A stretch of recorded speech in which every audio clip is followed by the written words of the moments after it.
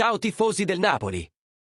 Oggi siamo qui con aggiornamenti freschissimi dal mercato, e vi assicuro che non vorrete perdere nemmeno un secondo di questa notizia. Prima di entrare nei dettagli, vi chiedo di mettere un like a questo video e di iscrivervi al canale per restare sempre aggiornati sulle ultime mosse del nostro Napoli. Oggi il Corriere dello Sport ha rivelato che l'ultimo giorno di mercato potrebbe riservarci un colpo di scena importante. Parliamo del possibile arrivo di Arthur, il centrocampista brasiliano della Juventus, che potrebbe diventare un nuovo rinforzo per il Napoli.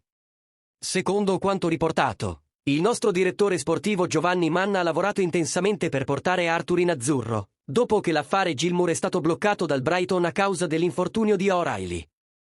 La trattativa con la Juventus è ancora aperta, e uno dei nodi principali da sciogliere è la questione salariale.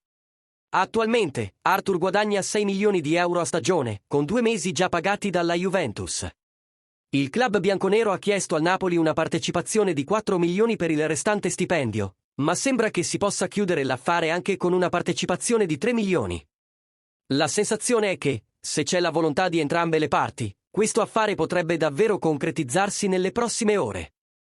E ora, la parola passa a voi, tifosi. Cosa ne pensate di Arthur in maglia azzurra? Sarà lui l'uomo giusto per rinforzare il nostro centrocampo?